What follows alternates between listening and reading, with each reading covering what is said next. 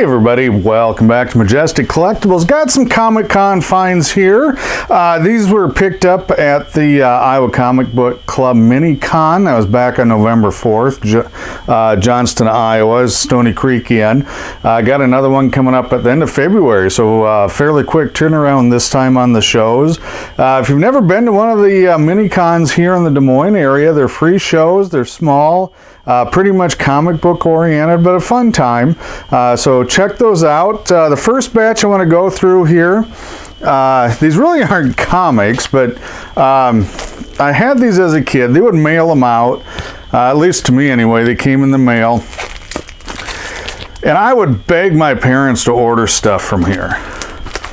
No, you can't have that. It's all junk. Well, I'm telling you right now, I'm gonna pop one of these open. We'll look through it. I tell you what, I would just kill to have some of this junk in here. Now, these came from local dealer, Tiny Town Comic Vault. They're out of Colo, Iowa. I don't think they have a retail location, but they're at most of the quad cons and mini cons here in the Des Moines area. And they have a Facebook page, so you can check out Tiny Town Comic Vault on there. And here's posters. You need your Star Wars electric toothbrush. Probably D-cells. There you go. How about that? Wouldn't you kill to have some of the, the early action figures like that? And they had, anything and everything. Mego toys. Oh, there you go, Megos. And the vehicles, the Mego vehicles, which I don't see much of. That's just all Spider-Man toys. And, it's stuff, at least growing up in a small rural town in northwest Iowa. Look at that, Corgi vehicles.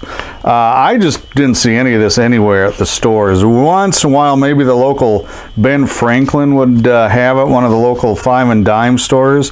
There you go, creepy and eerie puzzles. Now, I always wondered, though, somebody had to sit down and draw these illustrations. I don't know why they couldn't use the pictures of the actual product, if that was just not allowed or too expensive. I don't know. I always kind of wondered that. Cups, plates, you name it.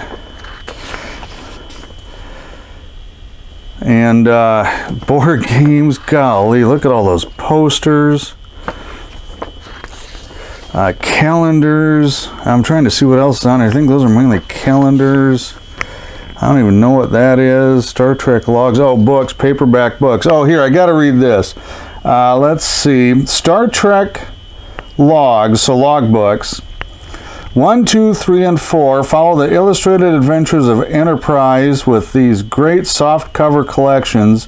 $1.95 each plus 55 cents postage and handling. Oh my goodness.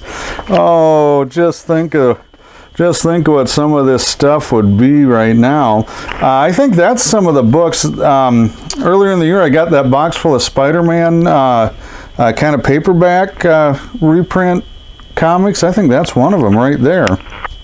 That was a neat pickup. I'm sure that's where that came from too, is a catalog like this. If it wasn't this, it would be similar. There's Marvel Treasury editions. Look at them all. The DC Collector's editions. Those are the giant size version there. Frank Rosetta calendars. That early Star Wars stuff. Oh, it just goes on and on and on and on. But it was all junk, so I couldn't get any of it. Yep, well, okay. Thanks, Mom and Dad. You did a pretty good job, but I gotta admit, I think that was a bad call on that one. Anyway, so we'll move on. I picked up this next batch, and all of this, I should say, is all from my personal collection, even the superhero catalogs. I still have a few, but they're all like really super beat up. So, now I've got some VG fine copies of it. World of Suspense. These came from No Coast Comics. My friend Jeremy, he's over from Johnston, Iowa. Again, he doesn't have a retail store, but you'll see him set up at the mini cons and sometimes the Quad Con and a few local shows. And you can check him out pretty much social media anywhere under No Coast Comics. World of Suspense, number 2. Oh, there it is, number 2, 1956. I got these a week after Quad Con. And I had those 3 EC books. If you saw that video, they had a lot of tanning and some brittleness problems on the edges. This has a little tanning, but honestly is in really sharp shape. No pieces missing. So very happy with the condition. Here I'm trying to put the Tales to Astonish run together, so this is going towards that. I don't think I've got any of these in my PC, at least not anymore. There's the first, let's see, what is it? First one, does that say Kingpin? No, Craiglin, and Fourth Wasp. And I always kind of liked the Ant-Man covers. Had a soft spot for Ant-Man and the Wasp. And again, these are really solid VG. You can see there's a little top edge problem there. I don't know what that was, tanning or whatever. But really nice shape overall. Very clean covers, not a lot of creasing on them. Second Human top, you know, there's an important villain. No, it's not. First El Toro, another important villain.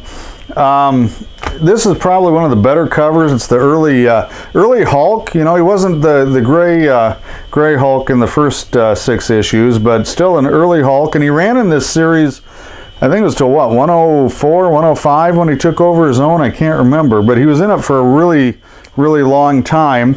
And that's it. So nothing to do a backflip over or anything like that, but some fun stuff. If you guys get a chance, click like, hit subscribe, check out our other videos, and thanks for watching.